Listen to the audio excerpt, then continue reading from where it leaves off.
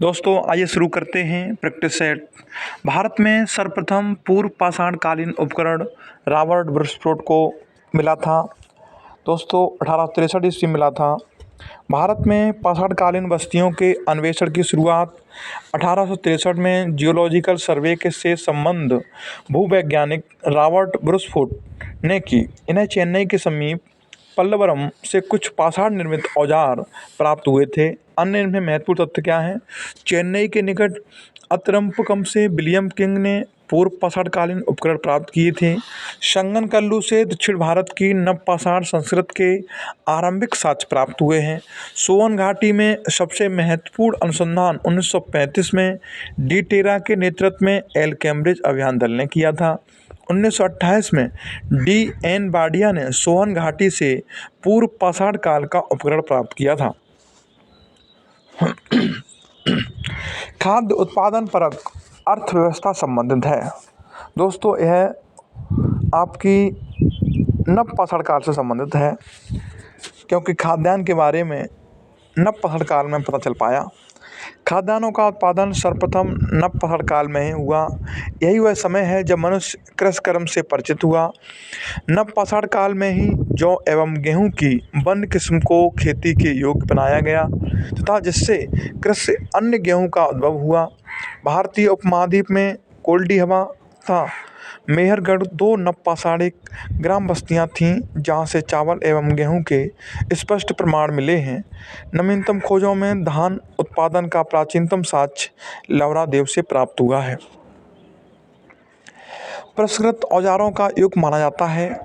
दोस्तों उच्च पुरापाषाण युग, उच्च पुरापाषाण काल को परिष्कृत औजारों का युग मानते हैं।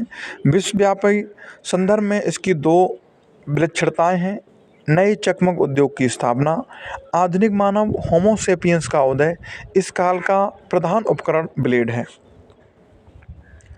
चावल का प्राचीनतम प्रमाण पाया गया है, दोस्तों उत्तर प्रदेश में मिला है। नवीनतम खोजों के आधार पर भारतीय उपमहाद्वीप में प्राचीनतम कृषि साक्ष्य वाला स्थल उत्तर प्रदेश के संत कबीर जिले में स्थित लवरा देव है। यहाँ से 8000 ईसा पूर्व से 9000 ईसा पूर्व मध्य के चावल के साक्ष्य प्राप्त हुए हैं। उल्लेखनीय है कि इस नवीनतम खोज के पूर्व भारतीय उपमहाद्वीप का प्राचीनतम कृषि साक्ष्य वाला स्थल मेहरगढ़ पाकिस्तान के बलूचिस्तान में स्थित, यहाँ से 7000 ईसा पूर्व के गेहूं के साक्ष्य मिले हैं। जबकि प्राचीनतम चावल के साक्ष्य वाला स्थल कोल्डी हवा इलाहाबाद जिले में बेलन नदी के तट पर स्थित, यहाँ से 6500 ईसा पूर्व के चावल की भूसी के साक्ष्य मिले हैं। माना जाता था उपरोक्त संदर्भों में अब यदि विकल्प में लवरा देव रहता है तो उपयुक्त विकल्प वही होगा, परंतु लहरा देव के विकल्प में न होने की स्थिति में इसका उत्तर पूर्व की भांति होगा। जौरबे संस्कृत के स्थलों में अधिवास विन्यास का सबसे अच्छा प्रमाण मिला है।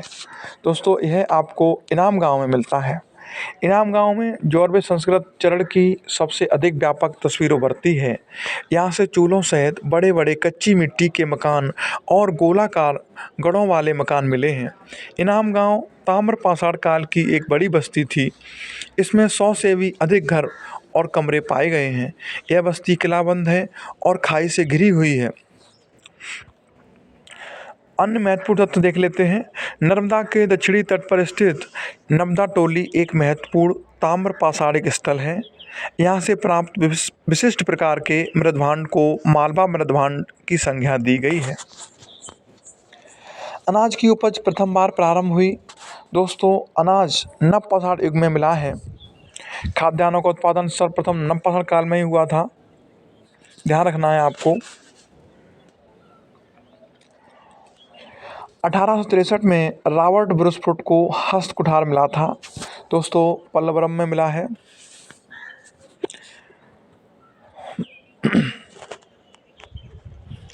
ब्लेड और ब्यूरिन चारित्रिक उपकरण हैं। दोस्तों यह उच्च पुरापाषाणिक संस्कृत के हैं। ब्लेड ब्यूरिन प्रकार के उपकरण उच्च पूर्व पाषाण काल से संबंधित हैं। अन्य महत्वपूर्ण तथ्य देख लीजिए। मध्य पूर्व पाषाण काल में जैस्पर, चर्ट, फ्लिंट आदि के पत्थर प्रयुक्त होने लगे थे। इस समय के मुख्य औजार खुरचनी, बेदनी, फलक आदि थे। मध्य पाषाण युग के औजार छोटे पत्थरों से बने हुए हैं। इनको माइक्रोलिथिक या सूक्ष्म पाषाण कहा गया है। नव पाषाण युग के प्रथम प्रस्तर उपकरण उत्तर प्रदेश के टॉन्स नदी घाटी में सर्वप्रथम 1860 में लेंस मेसूरियर ने प्राप्त किया था। इस युग के मुख्य औजार स्क्रैपर, ब्लेड्स, कुल्हाड़ी आदि हैं।